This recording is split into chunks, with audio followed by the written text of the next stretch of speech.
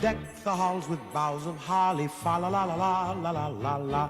'Tis the season to be jolly, fa la la la la la la la la. Don we now our gay apparel, fa la la la la la la la la. Troll the ancient Yuletide carol, fa la la la la la la la la.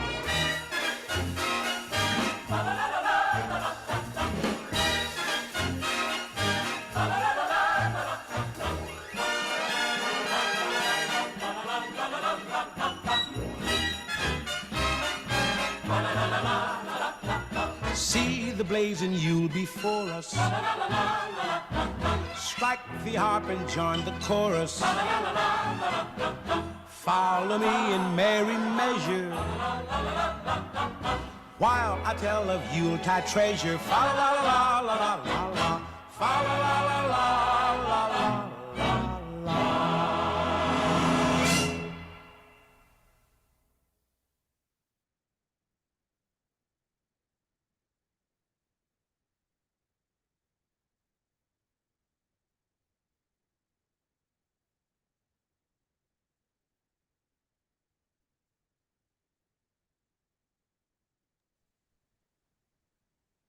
Good evening, my dear sisters. I am Nia Brown, Chairman of the South Atlantic Region's Corporate Partnerships Committee. It is my distinct pleasure to welcome you to the South Atlantic Region's Advocacy as a community service tool webinar tonight, sponsored by our generous partner, No Kid Hungry.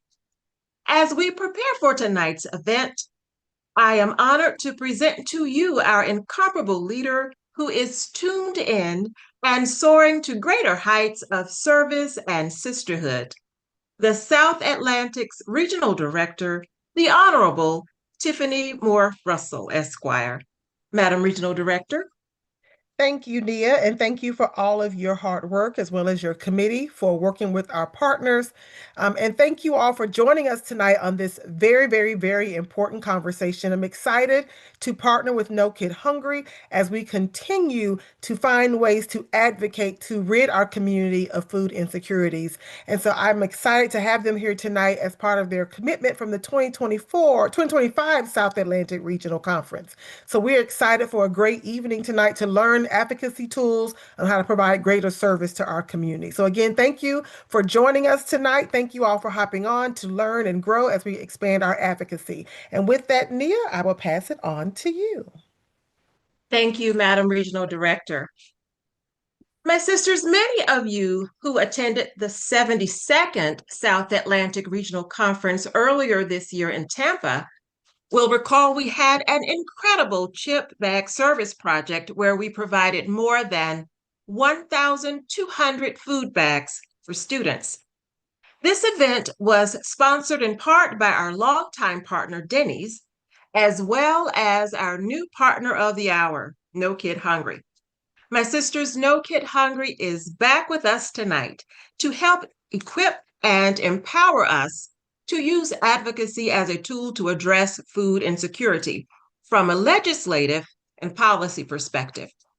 They have curated a panel of experts to provide us best practices and tips. And without further ado, at this time, I yield the floor to Brianna Webster, Managing Director of No Kid Hungry, to bring greetings tonight as we prepare for an enlightening and inspiring evening. Brianna? Thank you so much, Sorania.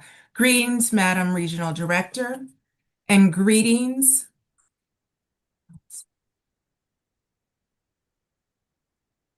Sorry, it looked like my video may have been off. Greetings, Madam Regional Director, and greetings to everyone joining tonight's webinar.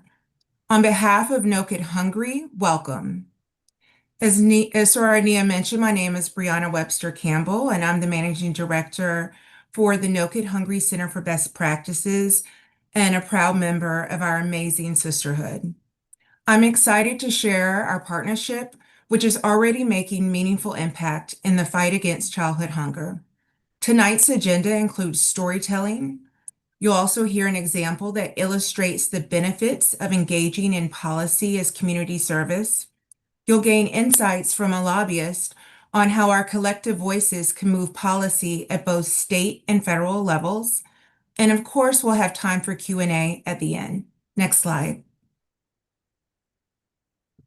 The statistics are alarming. Here in the US, 1 in 5 children live with hunger. That's more than the population of South Carolina, as well as the population of Georgia. But we all know it doesn't have to be this way. That's why we're working together. We know that childhood hunger is a solvable problem. No Kid Hungry is a national campaign of Share Our Strength, which was founded in 1984, with a simple mission: end childhood hunger and poverty by ensuring every child gets 3 healthy meals a day. We work in all 50 states, partnering with schools and nonprofits and government agencies.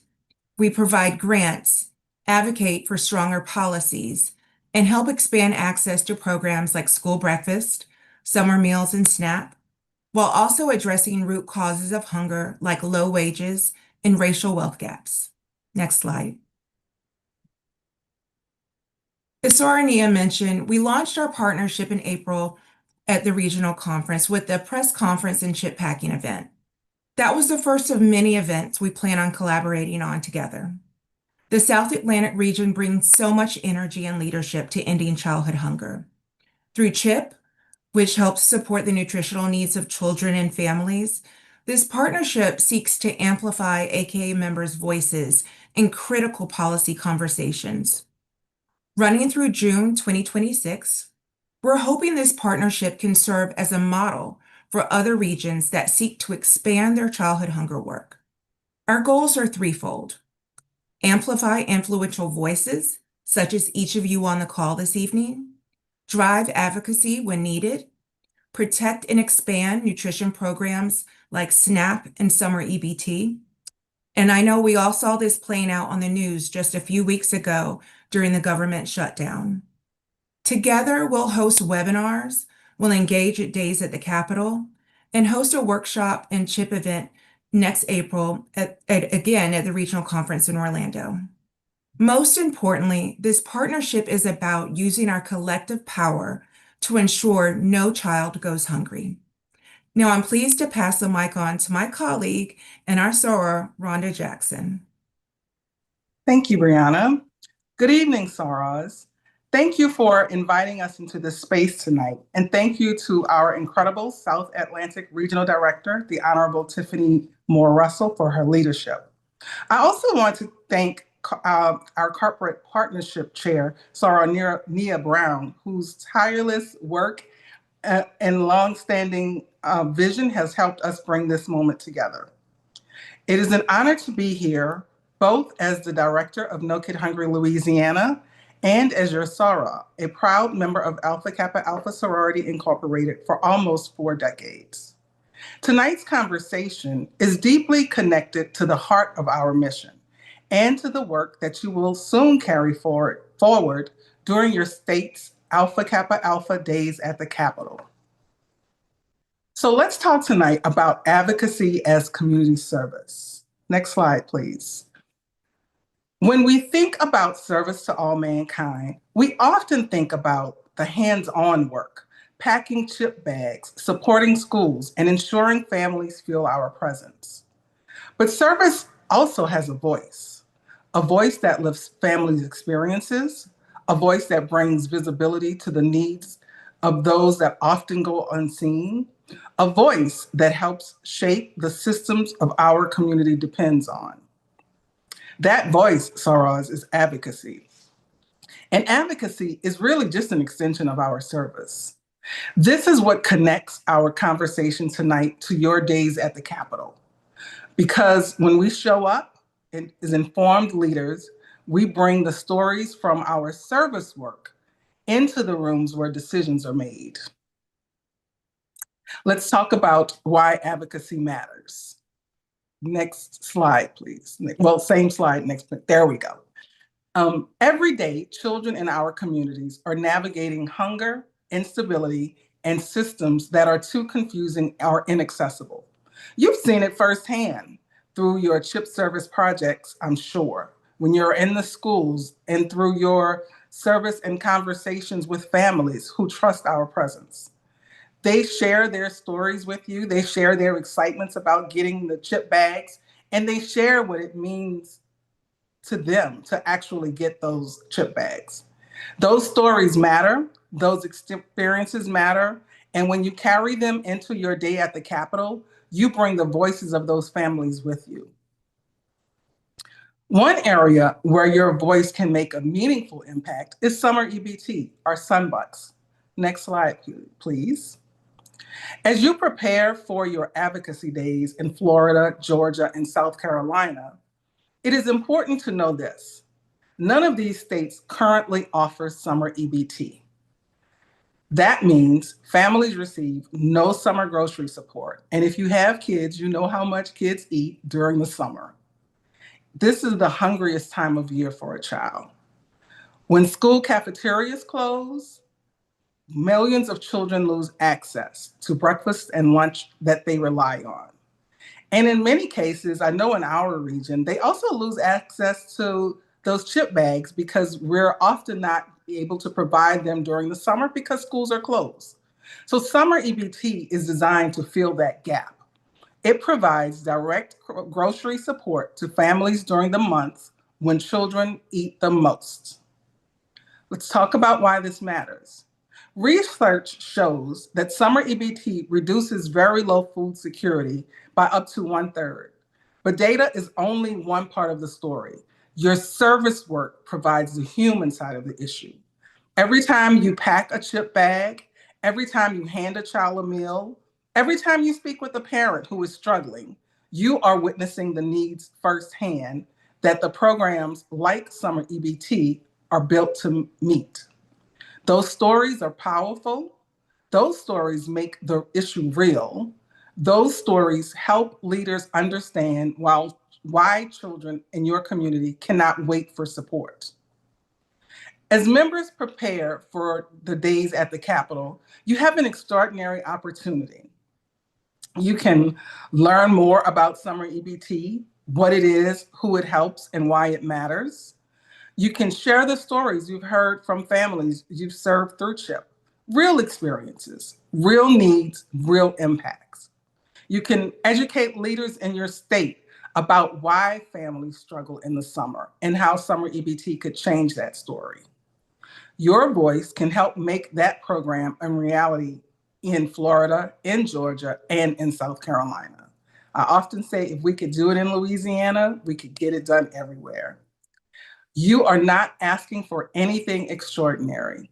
You are lifting up a solution that already exists in dozens of other states and has proven results. This is advocacy, this is leadership, and this is service. And Soros, let me say this clearly. You know that you are trusted messengers in your communities. Families trust you, schools trust you, churches trust you, community partners trust you. Many of you hold leadership positions in your communities and are teachers or school administrators. When you speak, especially to decision makers, you speak with the weight of your service, your reputation, and your commitment to children. You don't need to be a policy expert. You don't need to have all the answers. You just need to bring the lived experiences, the stories that you've heard, and your understanding of the community need, and your voice as a member of this sisterhood. So, as you prepare for your days at the Capitol in Florida, in Georgia, and in South Carolina, I encourage you to carry these things with you. One, knowledge, learn the facts about summer EBT and why it matters as you learn about those other tenets that you plan to speak about at the days at the Capitol. I encourage you to carry the stories. Share what you've seen, what you've heard, and what families have told you. And I encourage you to carry the purpose, to stand confidently in your roles as advocates, as leaders, and as women committed to service. Because when you speak, families feel seen. When you share stories, leaders understand the stakes. And we all know when Alpha Kappa Alpha stands united in service and advocacy, we can create the kind of change that lasts. So Saraz, thank you. Thank you for your service. Thank you for your leadership. Thank you for allowing us the time to speak tonight. And thank you for being the kind of women who turn compassion into action and action into impact. And with that, I will turn it over to our Sarah Monique Frazier. Greetings, sorors, from our nation's capital. I am honored to join you tonight to talk about the importance of the city to our nations and, more importantly, to our communities. I would like to just reiterate what Sora Rhonda has said, that when we amplify our voices, when we speak truth to power, it does change things. And I would encourage all of you to utilize these voices to serve those who unfortunately are voiceless. As many of you saw during the unfortunate historic government shutdown, those who are most vulnerable in our country are those who tend to be disregarded and unseen. And unfortunately, it took the SNAP benefits of over 40 million Americans that were threatened to be cut off for this nation to recognize and understand the importance of government support for tax-paying citizens throughout our nation. I would like to, pardon me, it says that I'm muted. Okay, I hope I wasn't. I would just like to continue to encourage you all to uplift your voices and to stand strong in our commitment to service for all mankind and to really hone in on how important policy is to your communities. Next slide.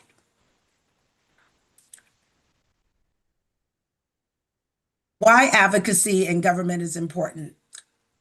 Our constitutional right to petition our government is enshrined in the words of peacefully assembling to petition the government for redress or grievances.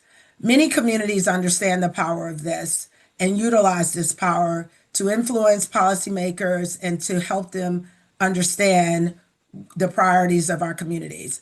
We are no different. It's essential for us to really stand strong in our commitment to service for those who cannot express themselves and to really be their advocate.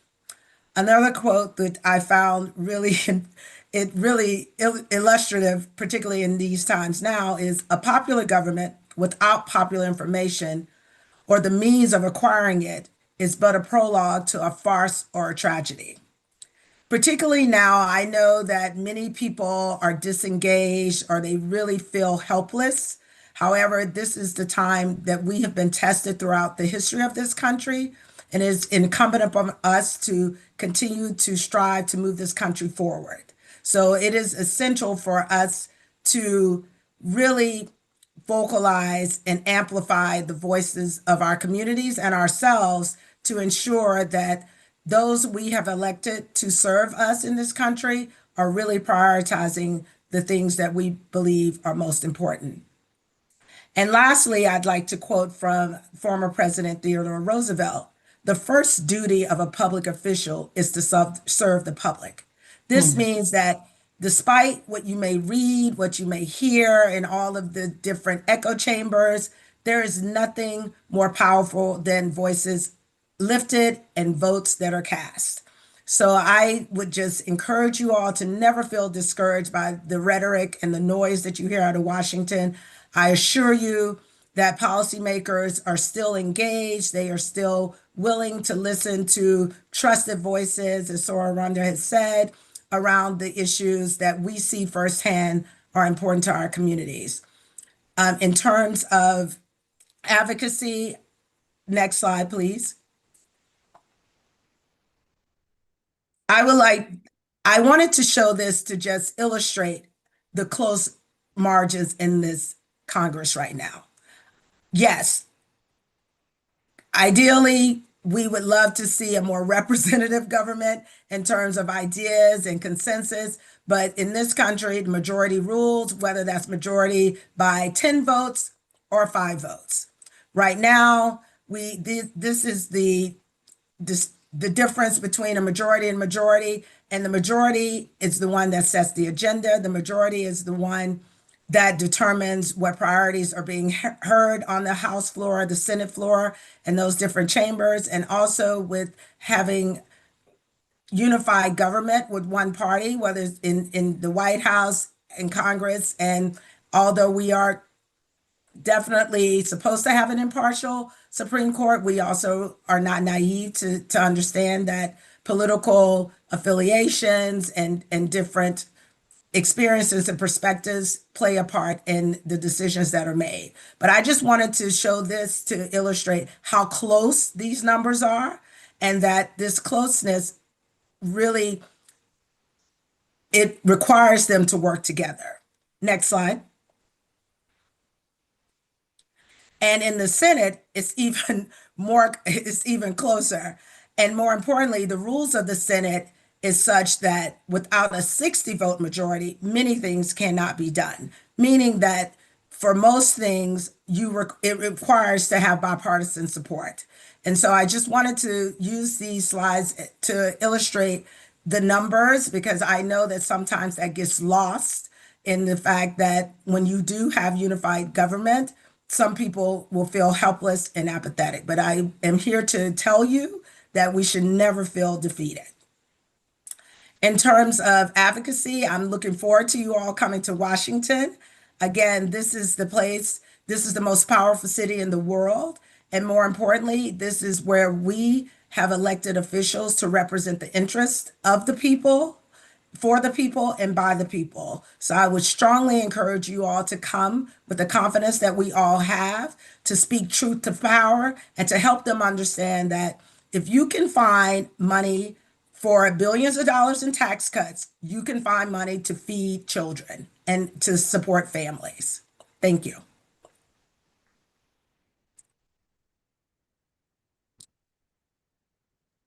Next, we have the power of storytelling and advocacy. Meredith. Good evening, everyone. I'm Meredith DeJorce. I'm the Associate Director of Advocacy for No Kid Hungry. And this evening, I'd like to build on what my colleague Rhonda so eloquently introduced for us, which is the power of storytelling and advocacy. Advocacy is so much more than just raising awareness. It's the engine that drives meaningful change.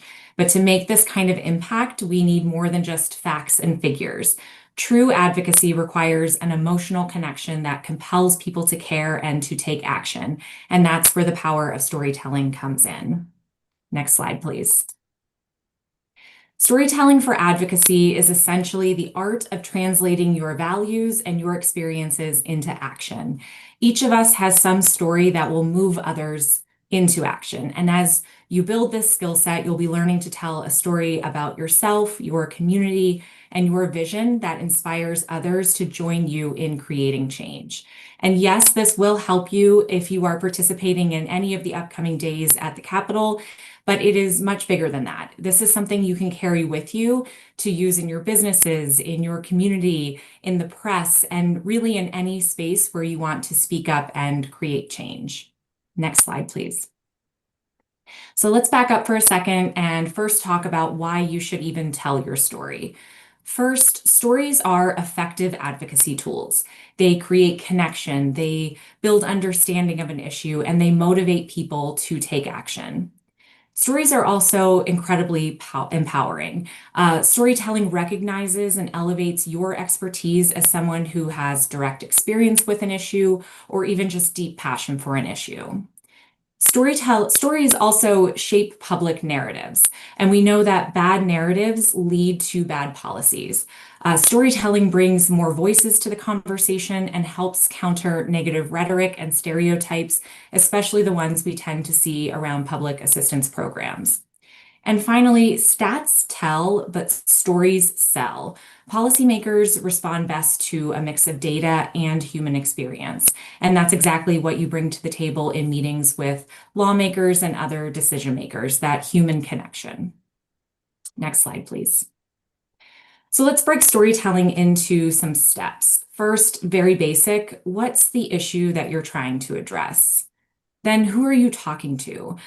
Different audiences care about different things, and we all already instinctively shift how we communicate depending on who we're talking to.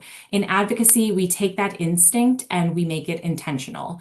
An elected official might respond better to local impact or budget implications. A community member might connect more deeply with shared experiences or values. Your story doesn't necessarily change, but the parts you highlight, the tone you use, the examples you choose can all shift depending on what's going to resonate with the person in front of you. And it's not about being inauthentic, it's about being strategic. Tailoring your story means meeting people where they are so your message actually lands. If you understand what motivates your audience, and what they care about, your story then becomes less of a bridge or becomes a bridge instead of just a broadcast. Then what's the purpose of your presentation? Are you there to persuade? Are you there to inform, to inspire action? What powerful examples do you have that you're willing to share? I think when we talk about storytelling, our first thought is usually, do I even have a personal story about this issue that I'm advocating on? If you do and you're willing to share it, that is incredibly powerful. But you don't need lived experience to tell a meaningful story. Maybe it's a story of a local program you support, a family you've met through the CHIP program, someone you know who has used a safety net program to get back on their feet, or even just why this issue matters to you personally. That's your story and it matters. We always want to include a clear solution to the problem that we're talking about. We don't want to just raise awareness. We want to offer real, tangible solutions. And then finally, what's the key takeaway that you want to leave people with? What's your call to action? We always want to end strong. What do you want lawmakers to walk away remembering? What do you want them to do? Whatever your version is of this key takeaway, you want to make it real, make it clear, and make it stick. Next slide, please.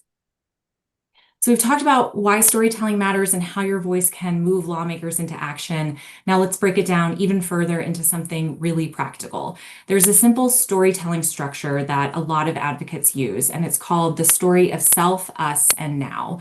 And it helps you take your values and your experiences and turn them into a story that inspires action. This is how it works. Next slide, please. Starting with self. What values or experiences shaped your path? What motivated you to take action and not just care? The us. How does this issue affect the people around you, your colleagues, your family, your friends, your community? What values, identity, frustrations, and hopes do we all share? And then the now. Why does this matter at this moment? What's the window of opportunity or the threat? Why this moment? What's the precise, realistic ask that you're bringing to the person in front of you? Next slide, please. When we use stories in advocacy, we are working with something really powerful, and anything powerful needs to be handled with care. So I do want to spend a minute talking about ethical storytelling. Ethical storytelling is about making sure that we honor people's dignity, including our own, while still telling stories that move decision makers. First, we want to think about whose story we're telling. If it's not our own, we want to make sure we have permission, and we want to make sure we're telling it accurately and respectfully. Advocacy should never rely on someone else's experience without their consent. We also want to be mindful of how stories reinforce narratives. As we talked about earlier, a story can unintentionally strengthen harmful stereotypes if we don't frame it carefully. We want our stories to challenge misconceptions, not repeat them. We'll dig a little deeper on this in the next slide, but if you are using your own story, remember that it's yours to shape. You get to choose what to share, what to leave out, and what feels safe. There's never a requirement to disclose trauma or relive painful moments for the sake of impact. You can make a powerful case without sharing every detail. And finally, context matters. A story should help illuminate the policy or the issue, not reduce someone's whole life to one struggle. We lift up stories to create understanding, not to simplify people into symbols. Ethical storytelling isn't about limiting our story, it's about making sure it serves our goals without causing harm. The most effective advocates protect dignity while also driving change. Next slide, please. Again, storytelling is powerful, but it should never cost us our emotional safety. So this is especially important if your story includes personal lived experience. Again, you get to decide how much of your experience you want to bring into the room. You're in control of the details, and you can share the parts that help illustrate the issue and hold back anything that feels too personal, too raw, or just not relevant. Impact doesn't require full disclosure. It's also important to have language that you can lean on if someone pushes for more information that you just don't want to give. Something simple like what matters for today's conversation is can help redirect without having to revisit anything that you don't want to talk about. If your story involves hardship, think about how to tell it in a way that protects your emotional safety. You can focus on what you learned, what changed, or what you want to fix without reliving any of the hardest parts. At the end of the day, your story is a tool and not your entire identity. So use it in a way that feels grounded, respectful to yourself, and aligned with the impact you are trying to make. Next slide, please. And finally, I'll leave you with storytelling is largely a skill and not a talent. You don't have to nail it on the first try. The more you practice your story, the clearer, the tighter, the more grounded it gets. So start small. Build a 60-second version of your story, something you can deliver without rushing, something that still captures the heart of what you want people to understand. Chances are, if you can tell it in 1 minute, you can probably tell it anywhere. Try it on someone who isn't deep in the issue, a friend, a family member, a coworker outside of your advocacy circle, and watch what they react to, what makes them lean in, what makes them look confused, what they remember after. All of that feedback is gold. And record yourself or time yourself. Stories often feel a lot shorter or longer than they actually are. Practicing helps you find your pacing and avoid wandering into any unnecessary details. Don't think of practice as necessarily polishing a performance. It's about getting comfortable enough with your own story that you can adapt it. The more familiar you are with your own narrative, the easier it becomes to pivot depending on who's in front of you. And remember, the goal is never perfection, it's connection. Your story will land best when you know it well enough to tell it with confidence and authenticity. Next slide, please. And I'm very excited to share, as Brianna mentioned earlier, that we, No Kid Hungry, will be back with all of you in April for a workshop at the South Atlantic Regional Conference, building on this exact topic. It'll be a session for anyone interested in how storytelling shapes the political process and drives transformation. Again, we'll be building on some of the Day at the Capitol pre-sessions that we'll be hosting in the new year, and it'll be an opportunity for attendees to practice crafting stories that promote equity, move hearts, influence policymakers, and reclaim community narratives. So please be on the lookout for more information coming in the new year. Next slide, please. And finally, if you want to learn more about the Alpha Kappa Alpha and No Kid Hungry partnership, we do have a website with more information and resources. I believe it was shared a couple of times in the chat. And Rhonda, Brianna, and I are all available to answer any follow-up questions that we might not get to this evening. Again, that website and our email addresses are here on the screen. And I just want to thank you so much for your time this evening. We are so grateful for your participation and this partnership. And I believe I will turn it back to Nia. Thank you, Meredith. Such an insightful and practical presentation that we can all integrate into our advocacy toolkit, my dear sisters. As we prepare to open the floor for questions that you might have, I do ask that you are respectful with your questions and place them in the chat, and we will answer as many as we possibly can. But before we get to that, do take the opportunity, if I may direct your attention to the chat box at this time, so that you can save the information that you see on the screen, take a picture of that as it relates to the slide. But in the chat box, you can actually see a link where you can click and receive more information. This is such timely information concerning SNAP benefits and all that's going on politically. So it's an opportunity for you to have resources at your fingertips. One other announcement I'd like to make this evening before we shift to our Q&A section.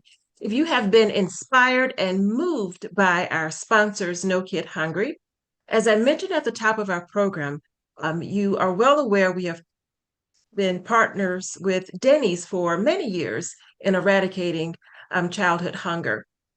Well, from now until next week, if you would like to donate to the cause of No Kid Hungry, Denny's has made it possible to offer a 20% coupon that will be given to any of us, as well as our families and friends, in exchange for donating. 100% of the proceeds will go directly to No Kid Hungry.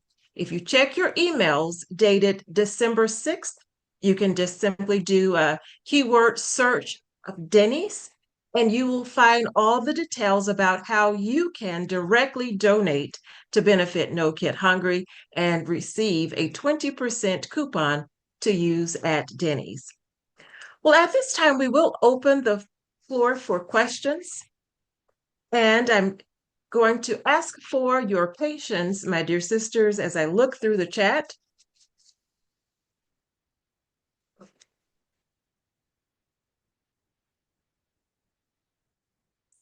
And so far, it looks like we are receiving some good information from Florida Senator Rosalynn Osgood.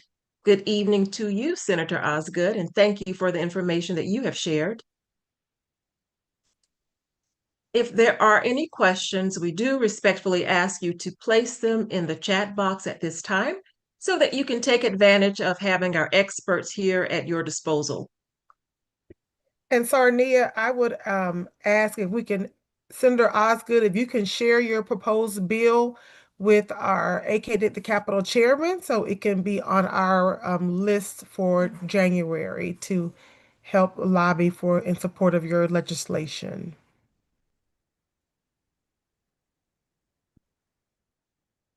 Thank you, Madam Regional Director.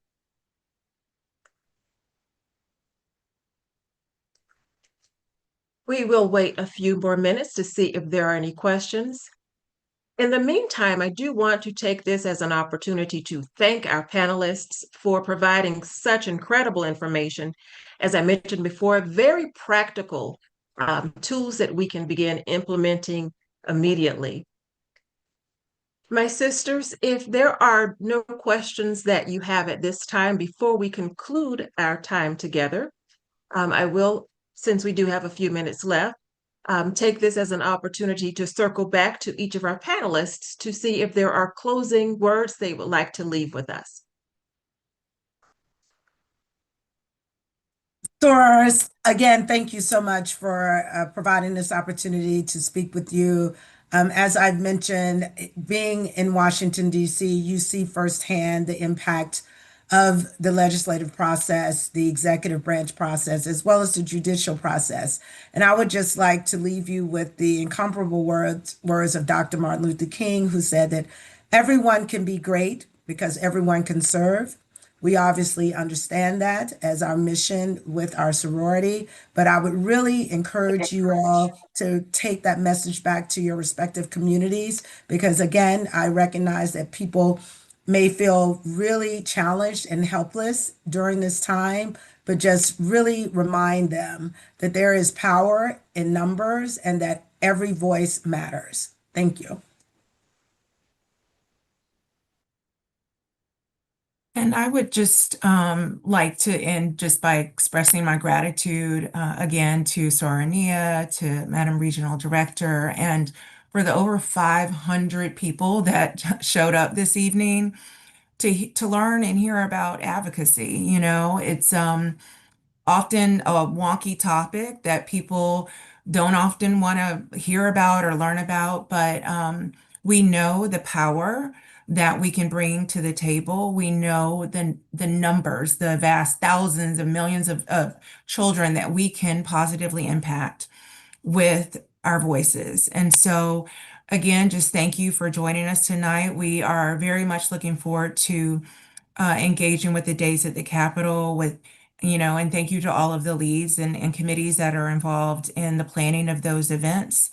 So again, please visit our website. We will continue to put information on there related to tonight's webinar, related to just other resources related to the federal nutrition programs and what is going on specifically in Florida, Georgia, and South Carolina.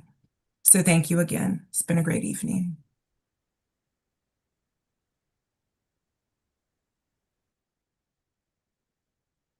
It's been an amazing evening. I think Brianna kind of spoke for all of us. This has been a long process, and I'm so glad that we got to tonight.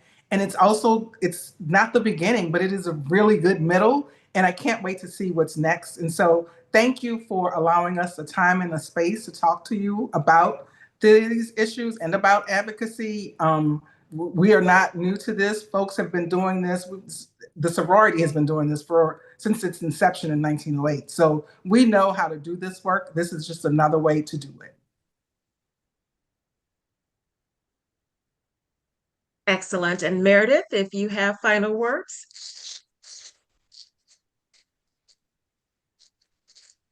Yes, I'm just so grateful, as I said earlier, for allowing us this time to speak with you all about advocacy and build on all of the amazing work that you are all doing as an organization. So thank you very much for inviting us here tonight to be a part of this. And I'm very much looking forward to taking this to the next level with our Days at the Capitol presentations with you all and the workshop in April. Fantastic. And before I yield the floor to our regional director, I would like to take this time to thank our amazing panelists tonight for providing such great information. The South Atlantic region appreciates our partnership with No Kid Hungry. And the timing of this workshop is simply impeccable with all that's happening around us, with the political landscape and climate we're in, and also as our chapters are looking ahead to plan their advocacy and program agendas and goals for 2026. My sisters, I want to thank you for showing up strong, over 500 here in the Zoom and even more on YouTube. So we appreciate you for showing up tonight to learn more about advocacy. And certainly, I'd like to thank our regional director, the Honorable Tiffany Moore Russell, who is extraordinarily supportive and goes above and beyond to make sure that we continue to be significant in our region. Our technology team and our design teams were amazing to also help behind the scenes. So I appreciate your leadership and excellence in service as well. Good night again on behalf of the Corporate Sponsorships Committee, and Merry Christmas to you all. And at this time, we'll hear from our incomparable regional director, Sir Tiffany Moore Russell. Thank you, Nia, and thank you to the presenters tonight. Appreciate you all so much for coming on, sharing great information that will give our chapters and members tools to be effective in their advocacy. Members, thank you for joining us tonight. Thank you for taking the time, and we want to be honest with your time, and we're going to give back some time to you tonight on this Tuesday, but we look forward to seeing all the great work that you're going to do in your respective communities with the tools that we learned tonight. So with that all, thank you all so much for joining us, and as Nia stated, happy holidays, and we look forward to seeing each and every one of you at your respective AKA days at the Capitol. Have a good night.